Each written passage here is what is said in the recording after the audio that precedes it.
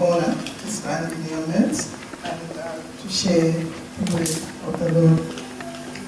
Really, I don't take it as business as usual when I'm asked to come here before you, because I know it's God that has made it possible to use this vessel today. And as Sister said, He speaks and continually speaks.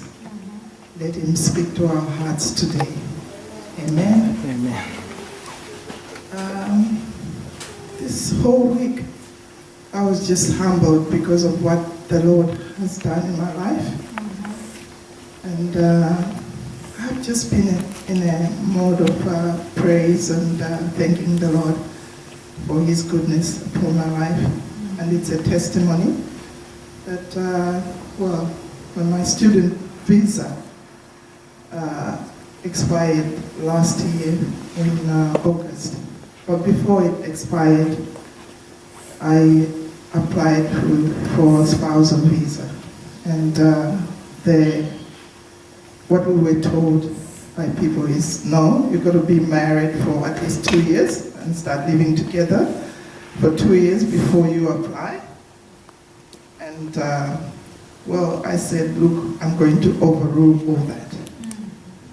Because you've just been married and you just moved to Port Perry and you can't apply now. So when I went through the website, yes, indeed, that is those are the rules or the requirement. You've got to at least live together for 12 months.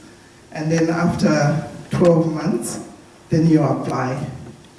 But I said, well, look, I'm going to just do this. And people were advising us, no, you have to use a migration agent to do this for you. And, alone you can't do it. So I said to Mark, let's just go ahead and apply. So we did apply and submitted. And then we've been praying here for the God of impossibles to do the impossibles. So, soon after I applied, we got a bridging visa because we went online and we were doing it ourselves. So we were always checking to see. Then they were saying, from the dates that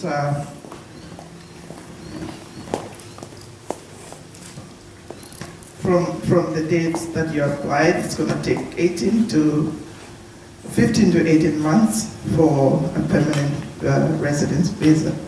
So, but then they said, we'll call you when your application has been placed, on first come, first served basis, and your number such and such.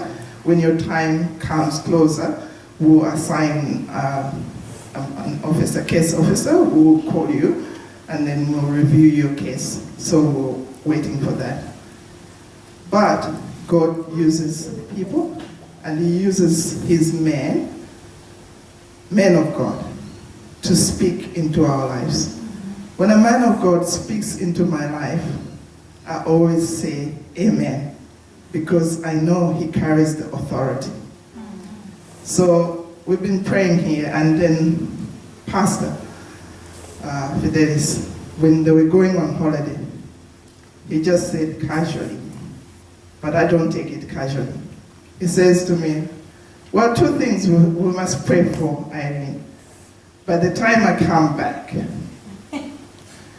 we must give God these two challenges, your visa and the lamp on your shoulder. I said, amen. He says, well, God likes challenges. I said, yes. When he left, we started getting communication from immigration to say, there's this additional information that is required from you, and we're giving you 28 days. If you don't give in, regardless of the fact, we still proceed making a decision. So we're like, wow.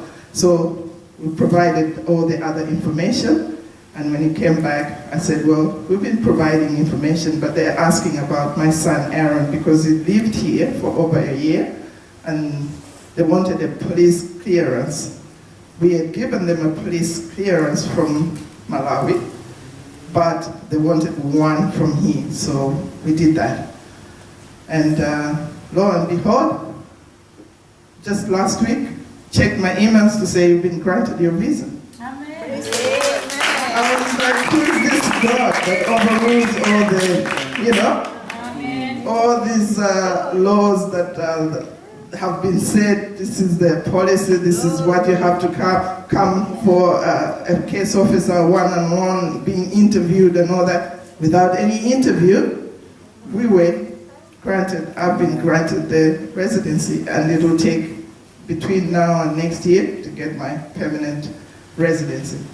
I don't take this for granted. Amen. And I know that when God does something, he always shows himself up, and you know that this is only him. Yes. Because if we had followed all the procedures and done with this, yes, we've done the right thing, and this is what is the requirement. But he overruled all the other protocol, and he just opened the door for us. Amen. Amen. So the scriptures that were coming to me were in Job 22, verse 28.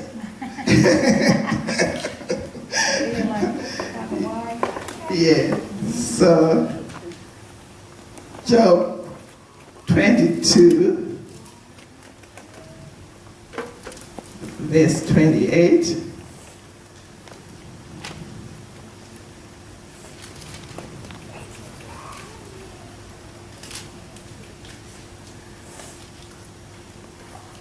Are we all there? It's one of my favorite.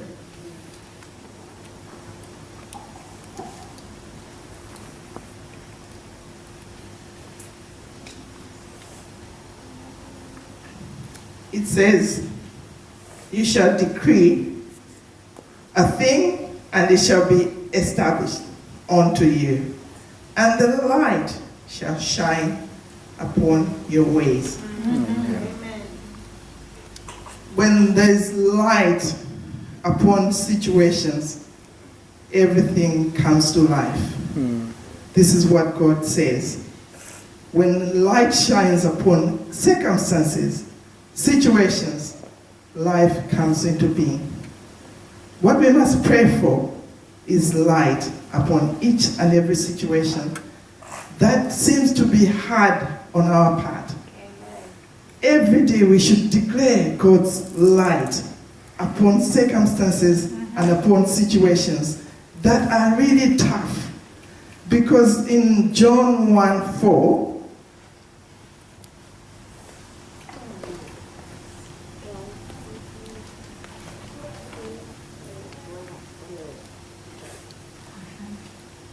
are we there? It says, in him was life, and that life was the light of all mankind. So in Jesus was light, and the life that brings things, dead situations into life. This is the God whom we serve. And coming back to the man of God, or men of God, when they speak, things come into being because they carry the light of God in them. 2 Kings 7, or 2 Kings 6, Elisha did not have time to consult with God when he was confronted with a situation. He just declared the word of God. That says the Lord. And when declarations are made by men of God, God takes it upon himself to honor his sons and daughters. He does not put anyone who trusts in God to shame. Amen. Anyone who stands upon God's promises and believes in the God whom they serve, when they declare a thing, when they say it, God takes it upon himself to honor his word and to honor his servants. That's what God did in 2 Kings 6 with the Shunammite woman as well, to say that next year we'll come back, we'll find you with a baby. You know, he just did it. Same like in Joshua 10, when Joshua commanded the sun and the moon just to stand still. Never has it been done in history, man to command things to be done, in reverse order, or whatever God has established to stand still. But he did, using his authority, knowing that he's a child of God, he commanded. With power and authority, things happened. He commanded the sun and the moon to stand still. I read somewhere, there was people who were like going back to history and checking the history of, the start, all these people, the controversies of the Big Bang Theory and how the earth came into being and the controversies that surround this, how did the earth. So then they were counting the days from the earth came into existence, and they checked that there were some hours missing. The hours and the minutes and all that. And when they went back to say, oh yes, it's true, Joshua did command the sun and the moon to stand still. There was some hours or a day missing when they went to the order of the Bible. So the Bible is not something to be, to be taken like lightly. The Bible is not just history, but it is the foundation on which we should stand upon. And God uses people to bless us as well. The enemy can use people also to place limitations on us, to limit us, to say, no, you can't do this. You see you got no money. No, you're not that educated. We shouldn't take that. Or, this has got no cure. No. We serve a living God, yes, who is the God of impossibilities, amen, the God of Elijah, amen, the God of Moses, the God of Abraham, the God of Isaac, who never fails and will never fail us. Let's go to Zechariah 2.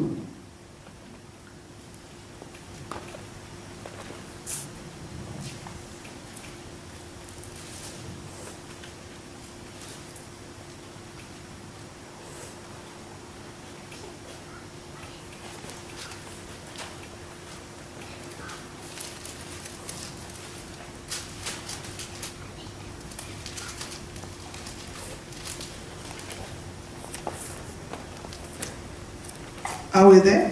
Mm-hmm. Then I looked up, and there was before me a man with a measuring line in his hand. I asked, "Where are you going?" He answered me, "To measure Jerusalem, to find out how wide and how long it is." While the angel was speaking to me, was leaving, another angel came to meet him and said to him, "Run, tell that young man, Jerusalem will be a city without walls, because of the great multitude of people and animals in it. And I, myself, this is God, will be a wall of fire around it, declares the Lord. And I will be its glory within." When people place limitations, God turns back whatever they've placed, turns it to our own good. People can curse, but God defends his children. So whatever curses, whatever limitations, whatever words that people can tell us about us that is not aligned to God's will, God turns it around. Limitations are placed by people, because those are rules that people place. Oh no, you have to have this, in place before you do this. But God overrules that. He himself says, I shall be the one to exalt you. I shall be the one to protect you. I shall be the one to provide for you. I shall be the one to heal you. If anybody says anything that is contrary to his will, he will be the hedge of fire around you to protect you from all those burning, arrows that come towards us. It's God who protects us. He himself will build a wall of fire around us. And Jerusalem will have no walls. If you have placed limitations in your lives to say, no, I can't do this because I don't have this, God says, no, there's no limitations. That's right. Take out those boundaries. Take out those boundaries. I'll tell you my story. When I was coming here, all my money was lost, gone. Gone. I'd invested badly. My money was gone. But I didn't place those boundaries around me. I started preparing and I put in a budget to say this is how much it will cost, this is how much my trip will come to. And I just sat and I said, God, you're the provider. You will provide for me. And I placed no limitations. And I started making those plans. One by one, everything started to fall into place. I'm telling you, it's mind-blowing. When I stand here and say, where did I get the boldness from? To start doing that placing and said, okay, medical will take so much, and I put that figure down. The minute I put that figure down, I'll be sitting in my house praying. Somebody will come, starting to tell me the exact story of what I want to hear. And I said, Sister Irene, do you know so-and-so gives loans or gives students some assistance, and he funded my daughter's airfare, and they paid for the first year semester in Kenya. You might want to go and see him. But I never shared anything in my situation to this lady. So she gave me all the details. I went to that place, and that place was the one who was in charge of that fund was a Muslim. I never knew him, but I just said, mentioned my name to say I want to see him. When I saw him, he says, look, at the moment we're limited because most of the people that have funded us have withdrawn, but I myself will give you my own money from my own, I'll help you. He says, when I saw you coming out of there, I saw something in you. And he said, look, I studied in Zimbabwe, and it was a school that once a month we used to have a rabbi coming in to talk to us about spiritual things.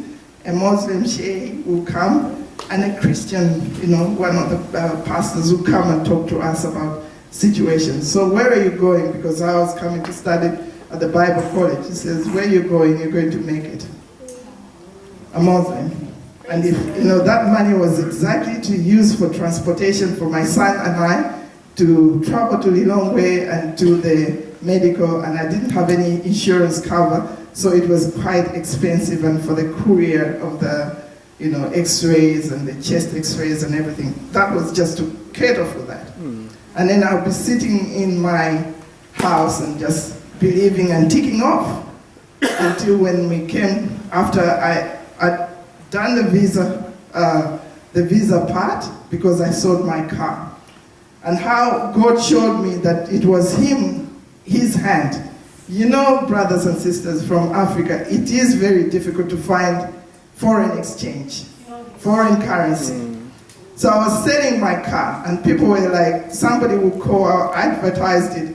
No, you can't expect that kind of money for that kind of a car.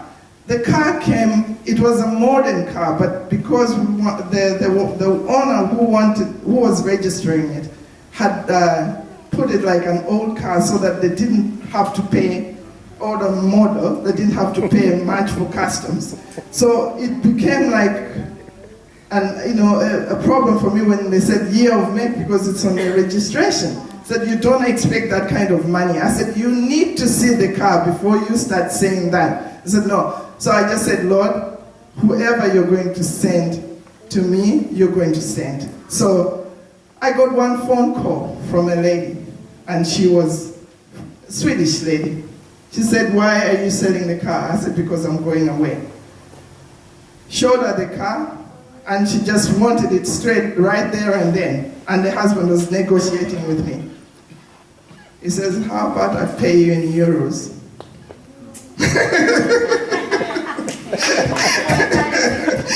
So I was looking for money to pay now in foreign currency to pay for our insurance. When you're coming as a student, if it's 2 years you're studying, you have to pay your entire insurance in advance for the 2 years. So it's my son and I, the two of us, to pay in advance. And I didn't have that kind of money. So I said, okay, to him, you transfer that money to my son's account, and he will pay for the insurance. He did pay for the insurance. Just to prove that God was in it, you know? His hand was upon it. And then, okay, you get messages from people prophesying to you, or He reveals things to you, because God does not work, you know, in isolation. When He's concerning you, He reveals stuff. And He started speaking to me things, or even showing me in a dream where I was coming, the man I was going to meet. You know, all this I knew in me, and I kept them to myself. But when I came down to Port Perry, after I got married in February last year, when I came to Port Perry, it was like, I was like, Lord, is this what you wanted for me to do? What am I doing here? You know, I asked myself, is this the right place for me? And God started speaking and assuring me. And that day when I came in here, the first day, God used Sister Peggy. And she started speaking to me. You might be asking yourself what you're doing in Port Perry. And God says, God says, your steps shall be sure. And I was like, oh, really? So this is the God whom we serve. Amen. We should believe and trust in His word. God is not a son of man to lie. He will never lie to us. No. He will never, you know, when we ask for whatever we ask for, we know that God takes pleasure in blessing us. Amen. As His children. And He's not like, okay, fine, I wanted to give it to you, I wanted to give this to you, but I want. No, He will never withhold. No. Anything you're believing in, still believe and trust that He will show up. Amen. Amen. Amen. Hebrews 12, verse 22.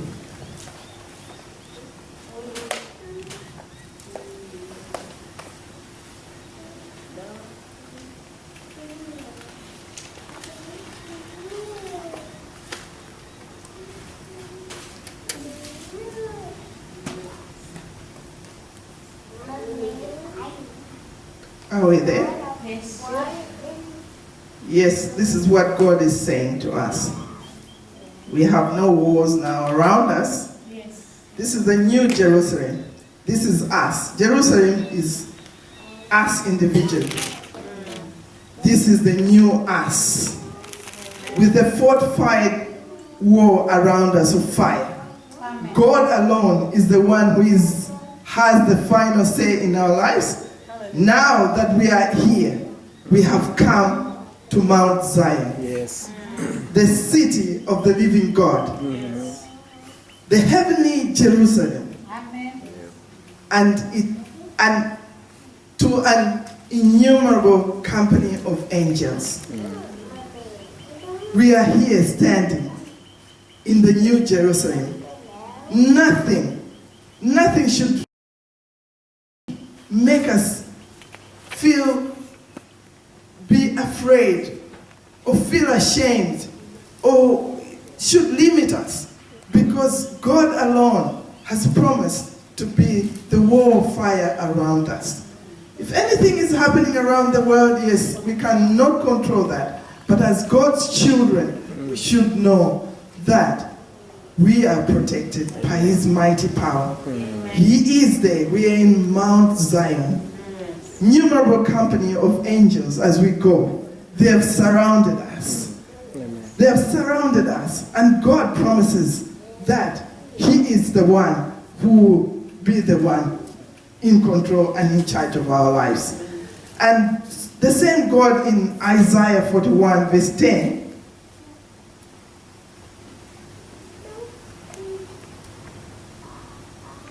He's the God who is promising and is saying we should not fear, for He is our God. He is going to uphold us. He will strengthen us. He is the one who upholds us by His righteous right arm. Every day we should ask for His righteous right hand to be upon us, calling upon the light of God to shine upon us and uphold us by His righteous right arm. If we are in His righteous right hand, He's calling Himself His righteous right hand.